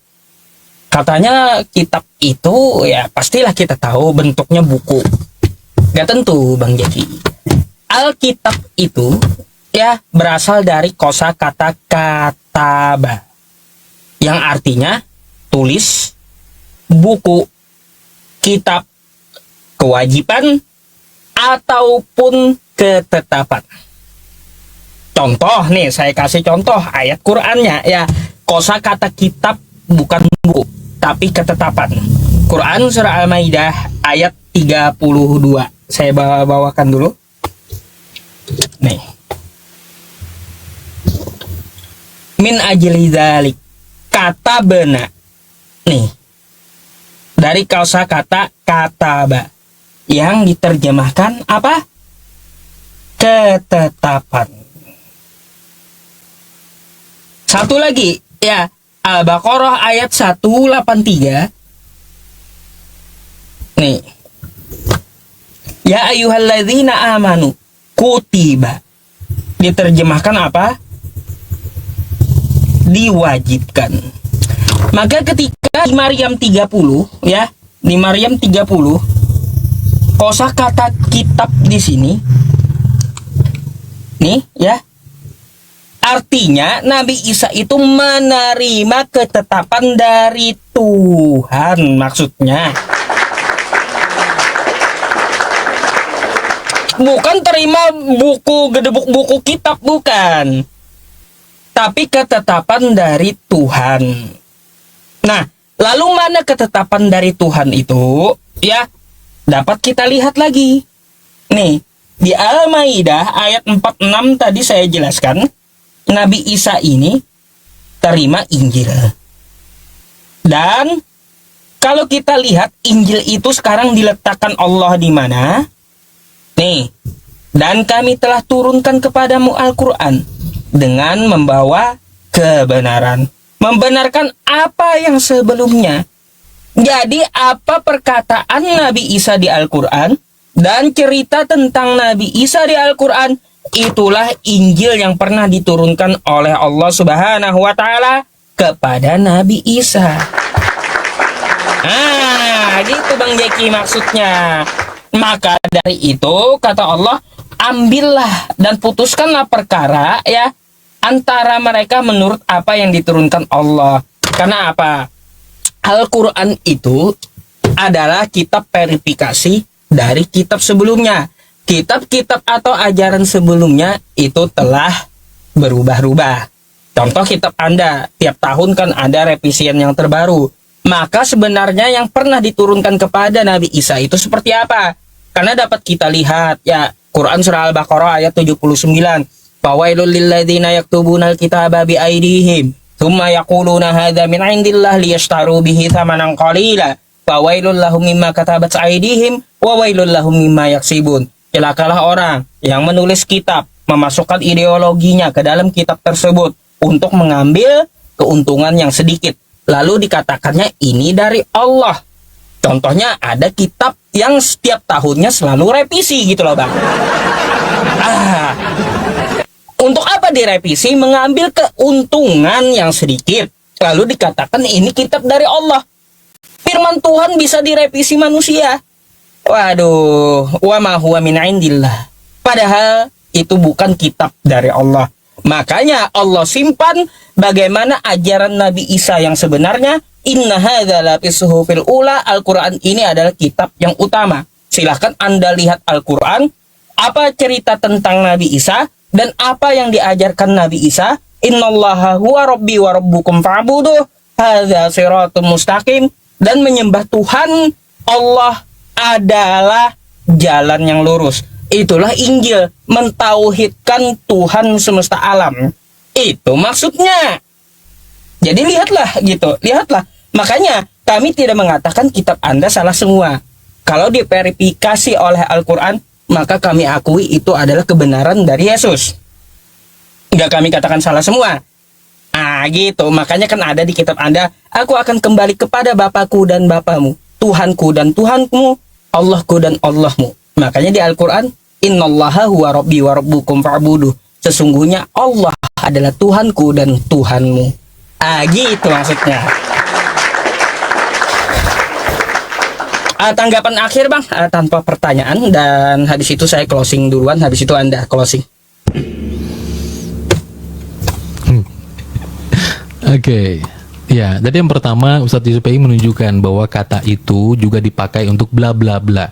Tapi katanya kata itu tidak persis sama itu. Bisa disebutkan ketetapan, bisa disebutkan ajaran, ya. Tetapi katabah itu tadi yang kita mau persis sama. Itu kan tadi yang Ustadz Yusuf PI sampaikan itu, ya, itu dengan ayat atau dengan kalimat dalam bahasa Latin yang saya baca ya, itu beda banget tuh. Ya, beda sekali. Nah, maka kata kitabah itu tadi, saya kira penafsir itu bukan orang yang nggak belajar, ya, atau penterjemah itu bukan orang yang nggak belajar. Mereka semua, baik di dalam versi terjemahan yang lain misalnya, itu mengatakan makanya diterjemahkan Alkitab, gitu loh. Terjemahannya jadinya Alkitab dalam kurung Injil. Gitu loh. Nah, maka kalau tadi menyampaikan referensi beberapa ayat-ayat itu tadi, kalau itu juga benar, kenapa tidak pakai itu? Ya, sehingga Ustadz Yusuf PI harus kemudian mencari referensi lain dan juga terjemahannya tetap juga Alkitab gitu loh. Ya, di Alkitab. Dan kemudian kalau kita melihat di dalam tafsir-tafsirnya, semuanya menjelaskan kitab. Ya, tafsir Al-Muyassar Kementerian Agama Saudi Arabia misalnya memberiku kitab, yaitu kitab Injil dikatakan, ya, dan masih banyak lagi teman-teman sekalian. Nah, kemudian teman-teman sekalian ya, tadi juga ini sudah tanggapan akhir ya mengenai pernyataan-pernyataan Ustadz Yusuf PI gitu kan. Nah, karena berbicara tentang Tuhan Yesus tadi, saya hanya mau menyampaikan bahwa tidak ada alasan bagi kita ya untuk tidak percaya kepada Injil, teman-teman sekalian. Tidak ada alasan. Ustadz Yusuf PI mengatakan bahwa Al-Quran membenarkan kitab-kitab terdahulu. Apakah hari ini ungkapan teman-teman itu membenarkan kitab-kitab terdahulu atau menyala-nyalai kitab-kitab terdahulu? Ya, nah kenapa? Kalau teman-teman kita mau meletakkan itu ya kepada sesuatu yang sangat logis, kita mau menyatakan sesuatu itu saya yang membenarkannya, yang dibenarkan itu mana barangnya? Bagaimana mungkin kita meletakkan kitab sucinya Ustadz Yusuf PI yang ibaratnya dari sisi waktu itu jauh lebih modern? Kalau tadi dikatakan revisi supaya tidak salah, yang direvisi revisi terjemahan. By the way, ya Quran Kemenak itu puluhan kali revisinya terjemahannya direvisi. Kalau teman-teman bisa bahasa Injil, bisa bahasa Yunani, bisa bahasa bisa bahasa Ibrani, ya monggo aja baca. Tapi jangan sampai tidak mengerti maknanya, itu tidak jadi apa-apa itu dalam iman Kristen. Kalau kita komat kamit atau kita ngomong bahasa aslinya bagus lantunannya, kita tidak tahu artinya, masuk dalam neraka kalau kita tidak mengerti Yesus Kristus adalah kebenaran di dalam Injil itu. Nah, itulah sebabnya teman-teman sekalian bahwa kita sebagai orang Kristen tuh sangat bersyukur sekali. Di dalam Lukas pasal 24 Tuhan Yesus menyebut 3 kitab, yaitu Yesus berkata, semua yang tertulis tentang aku dalam kitab Taurat Musa, kitab para nabi, Mazmur Daud harus digenapi, itu kata Tuhan Yesus. Ya, nah tetapi kalau kita melihat misalnya kitab menyatakan bahwa ada nama nabinya Ustadz Yusuf PI yang disebutkan di dalam Taurat dan Injil. Itu disebutkan ada nabi yang ummi yang namanya disebutkan tertulis dalam kitab mereka, yaitu Taurat dan Injil. Sampai detik ini itu tidak pernah ada. Itu mungkin tema yang lain ya, tapi itu pernyataan saya hari ini menyatakan bahwa memang tidak ada. Gitu loh. Nah, maka kalau tadi kita berbicara tentang kitab dan mengatakan dituliskan dan revisi, yang pertama itu yang direvisi adalah revisi terjemahan, dan juga kitab suci dalam konteks Kemenak Quran juga revisi terjemahan bahkan puluhan kali. Ya, teman-teman. Dan itu bukan ada masalah tuh. Kami orang Kristen tidak teriak-teriak, mosok direvisi. Kami tahu yang direvisi itu terjemahan. Ya, karena itu tidak masalah gitu teman-teman sekalian. Yang tidak boleh merubah makna itu yang tadinya Yesus disalib jadi tidak disalib. Nah, itu perbedaan sangat artinya dan maknanya juga sekaligus berubah ya. Nah, itu dia teman-teman sekalian ya, dan teman-teman yang juga mendengarkan jawaban Ustadz Yusuf PI dan saya juga ya. Sekali lagi saya katakan tidak ada alasan bagi kita untuk tidak percaya kepada kitab Injil, kepada orang-orang yang hidup sezaman dengan Tuhan Yesus. Rasul-rasulnya ada 12. Orang-orang yang percaya kepada Tuhan Yesus bahkan pasca Tuhan Yesus naik ke sorga itu bertambah teman-teman sekalian. Di dalam Kisah Para Rasul pasal yang kedua bahkan bertambah 3.000 jiwa. Banyak hal yang dituliskan oleh rasul-rasul dan yang mereka jelaskan, mereka terangkan.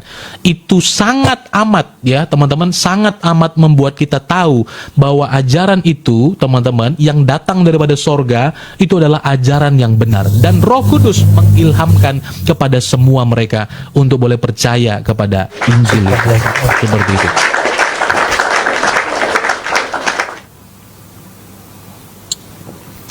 Oke, baik. Kita penutup ya berarti ya. Silakan Bang. Oke, terima Bang Jeki. Ini closing akhir dari saya. Tapi sebelum itu, Bang Jeki ya bisa tolong diperhatikan dulu closingnya ya, tentang permasalahan kosakata kitab yang Anda permasalahkan. Kosakata Baal kitab tadi ya, itu artinya menulis Bang, bukan sebuah buku. Makanya dia di dalam bahasa Arab itu ada namanya perubahan bentuk atau makna. Makanya nih bisa berubah-ubah. Kataba yaktubu kitabatan fahuwa katibun wa dzaka maktubun uktub la taktub maktabun miktabun. Nah, jadi seperti itu. Jadi ada kosakata kataba yang dipakai kepada Nabi Isa tadi itu artinya menulis. Apa yang dituliskan? Yang dituliskan itu adalah ketetapan dari Tuhan. Jadi ada kosakata Alkitab kayak gini, seperti yang Anda permasalahkan di kosakata Alkitab, Alkitabun di Maryam 30. Ini asal kosakatanya tulis. Ini ada kosakata al, ini adalah isim ma'rifah dalam bahasa Arab. Kalau kita bahasa Inggriskan itu sebuah kekhususan. Bahasa Inggris ada white house, rumah putih. Ada the white house. The white house, gedung putih. Kan kayak gitu. Bedanya seperti itu. Kosakata the itu menandakan kekhususan, sama kosakata al di bahasa Arab. Nah, gitu. Jadi yang namanya Alkitab adalah firman Tuhan yang tertulis yang diturunkan kepada Nabi Isa, bukan kepada nabi lainnya. Dan tidak ada firman yang lainnya yang diturunkan kepada Nabi Isa. Makanya dalam kurung Injil sebutannya. Gitu. Karena yang kita kenal itu adalah Injil. Jadi yang diturunkan itu bukan buku, tapi ketetapan dari Tuhan kepada khusus Nabi Isa, maksudnya Alkitab itu. Itu tata bahasa Arab di dalam Al-Quran. Terus ya Bang Jeki, saya hanya membawakan sebuah ayat sebagai perenungan kita.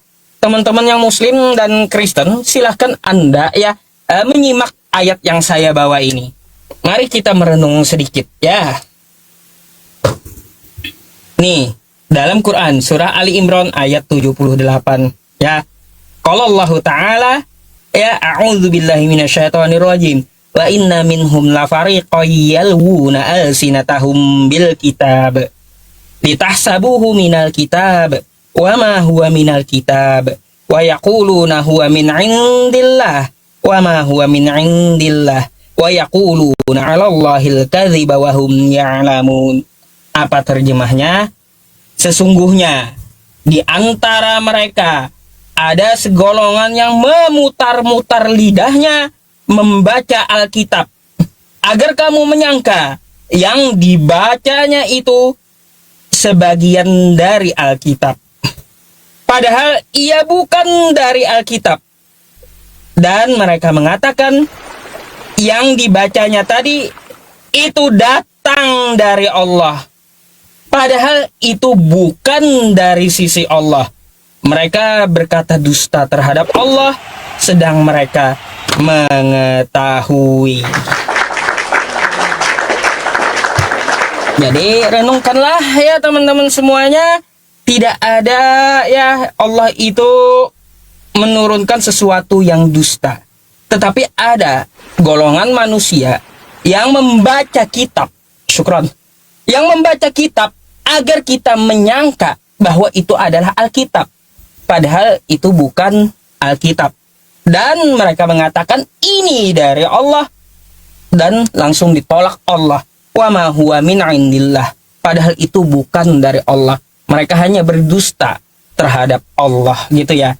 Na'udzubillahi min dzalik. Jadi seperti itu sebagai renungan kita. Maka dari itu teman-teman, jika ingin melihat Injil atau ajaran para nabi terdahulu, maka lihatlah Al-Quran. Inna hadza la fis suhufil ula. Sesungguhnya Al-Quran ini adalah kitab yang sangat utama gitu. Suhufi Ibrahim wa Musa. Yang di dalamnya sudah tercantum ada suhuf-suhuf pengajaran dari Abraham dulu sampai Nabi Musa sampai Nabi Isa. Maka dari itu ya teman-teman, Shadaqallahul Azim, maha benar Allah dengan segala firman-Nya. Dan terima kasih untuk Bang Jeki ya atas diskusinya malam hari ini. Saya mohon maaf kalau ada kekurangan penyampaian, kosakata yang menyinggung ya. Dan semoga diskusi ini menjadi penambah wawasan dan bahan berpikir untuk kita semuanya. Terima kasih.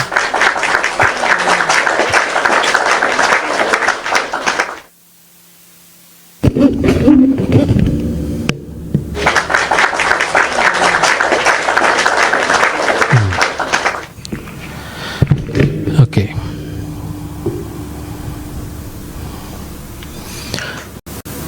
Baik.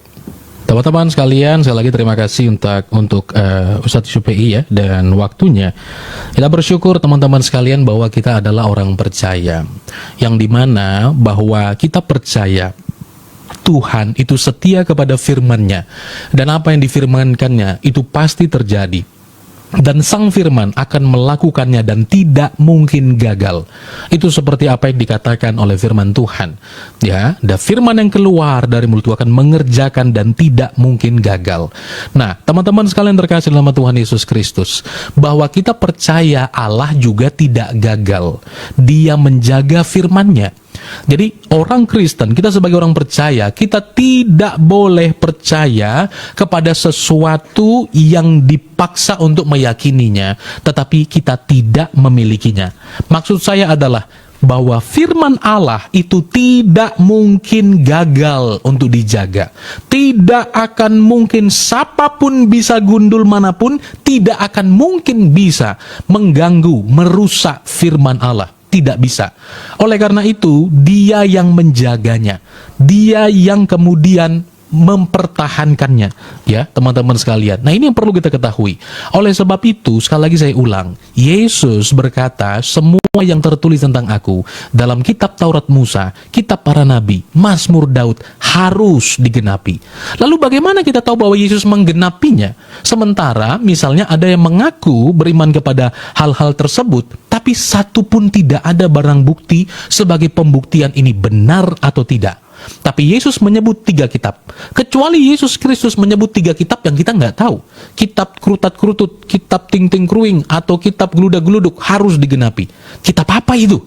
Kita pasti orang Kristen juga nggak tahu. Udah pokoknya kita imani saja bahwa kitab itu pernah ada misalnya. Kita jadi aneh. Tapi waktu Yesus menyebut 3 kitab dan 3 kitab itu ada semua, ya, pernyataan itu menjadi benar.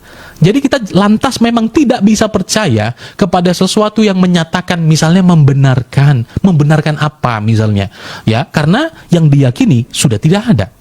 Nah, oleh sebab itu teman-teman sekalian, bahwa apa yang sudah dikatakan oleh Rasul Paulus dan para rasul yang lain, bahwa antikristus sudah muncul, orang-orang yang memutarbalikkan Injil telah muncul, dikatakan sejak dari zaman Yesus. Itu disampaikan sejak dari zaman rasul-rasul. Orang-orang yang berusaha memutarbalikkan firman yang seolah-olah Injil, yang seolah-olah kebenaran, tapi ternyata itu bukan sesuatu yang benar. Teman-teman, tidak ada alasan untuk tidak percaya kepada kitab Injil, karena itu adalah firman Allah. Perhatikan apa yang Tuhan Yesus katakan. Dan masihkah kita berpikir ini hanya manusia? Tuhan Yesus berkata, inilah kehendak Bapa-Ku, yaitu setiap orang yang melihat anak dan percaya kepadanya beroleh hidup yang kekal, dan supaya aku membangkitkannya pada akhir zaman. Saya mau tanya kepada teman-teman sebelah, menurut kalian siapa yang membangkitkan orang pada akhir zaman?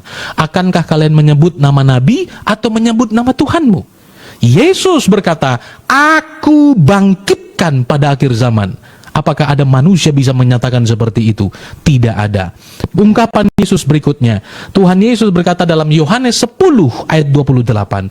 Yesus berkata, teman-teman sekalian, bahwa aku memberikan hidup yang kekal.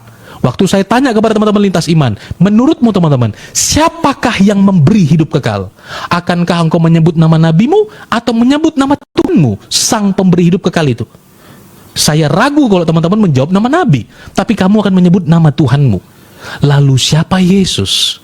Ketika dia berkata, aku memberikan hidup yang kekal kepada mereka, dan mereka pasti tidak akan binasa. Satu-satunya kitab suci untuk keselamatan yang menyatakan pasti hidup kekal, itu hanya dalam Alkitab dan pernyataan Tuhan Yesus sendiri. Oleh karena itu, teman-teman sekalian, Tuhan Yesus berkata, dia yang memberi hidup kekal dan dia yang membangkitkan pada akhir zaman. Dan ungkapan terakhir daripada Tuhan Yesus dikatakan bahwa kalau kamu tidak percaya, akulah dia, kamu mati dalam dosamu. Itu yang dikatakan oleh Tuhan Yesus.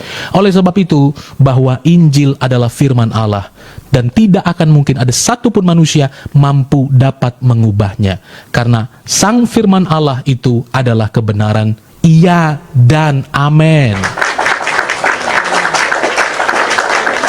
Oke. Oke, terima kasih. Terima Bang kasih Diki. banyak. Nanti tema yang lain bisa melalui WhatsApp lagi ya. Nanti ada tema yang saya ajukan lagi. Boleh. Oke. Terima kasih Ustadz, selamat malam Terima ya. kasih. Ya, selamat Sehat-sehat malam. selalu. Saya izin Ustadz. pamit dulu. Malam. Ya, Sehat selalu. terima kasih. Oke. Sehat selalu juga. Terima kasih. Oke, teman-teman semuanya, di closingnya ada statement yang ya saya rasa itu adalah sebuah framing yang wajib dan harus saya jawab gitu ya. Siapa yang menghakimi di yaumil qiyamah nanti? Maka mari kita buka sebuah ayat. Ya, bukanlah Yesus yang menghakimi, tetapi alaihissallahu bi ahkamil hakimin. Bukankah Allah hakim yang seadil-adilnya? Ya, gitu kawan-kawan. Kalau Yesus atau Nabi Isa, apakah dia akan menjadi hakim di yaumil qiyamah nanti? Enggak. Nabi Isa atau Yesus itu malah dihakimi gitu, dihakimi. Nih ya. Nih, mari kita baca Al-Maidah 116. Wa idza qala Allahu ya Isa ibn Maryam, a anta qulta lin-nasi takhiduni wa ummi ilahaini min dunillah? Qala subhanaka ma yakunu li an aqula ma laysa li bihaq in kuntu qultuhu faqad 'alimtah ta'lamu ma fi nafsi wa la a'lamu ma fi nafsik innaka anta 'allamul ghuyub. Dan ingatlah ketika Allah berfirman, konteksnya ini di mana teman-teman? Di hari pembalasan nanti Allah akan mengumpulkan seluruh nabi dan langsung berfirman kepada Nabi Isa. Nabi Isa langsung atau Yesus langsung dihadapkan kepada para penyembahnya. Langsung ditanya Allah, "Hai Isa putra Maryam, adakah kamu mengatakan kepada manusia, jadikanlah aku dan ibuku dua Tuhan selain Allah?" Maka Nabi Isa menjawab, ya, Maha suci engkau. Tidak patut bagiku mengatakan yang bukan hakku mengatakannya. Jika aku pernah mengatakannya, kata Nabi Isa, aku adalah Tuhan dan sembahlah aku, maka tentulah engkau telah mengetahuinya. Jadi seperti itu. Selama di dunia, padahal kata Nabi Isa, ma qultu lahum illa ma amartani bihi ani a'budullaha rabbi wa rabbakum. Padahal selama di dunia, kata Nabi Isa, aku tidak pernah mengatakan kepada mereka kecuali apa yang diperintahkan Allah kepadaku, yaitu sembahlah Allah, Tuhanku dan Tuhanmu. Itu yang diajarkan Nabi Isa. Maka dari itu, ya teman-teman semuanya, ya Yesus berkata di Matius 7 nomor 21, pada hari akhir dia akan mengusir yang menuhankan dan yang memakai nama Yesus. Makanya di Al-Quran kita direkam Nabi Isa akan dihakimi atau Yesus akan dihakimi oleh Allah di hari kiamat nanti. Padahal Yesus atau Nabi Isa mengatakan di dalam Lukas 4 nomor 8, sembahlah Allah, kepada dia saja engkau berbakti. Nabi Isa mengatakan, ma qultu lahum illa ma amartani bihi ani a'budullaha rabbi wa rabbakum. Aku tidak pernah mengajarkan kepada manusia kecuali sembahlah Allah, Tuhanku dan Tuhanmu. Makanya Yesus ada juga berkata kan, aku akan kembali kepada Bapakku dan Bapamu, kepada Allahku dan Allahmu.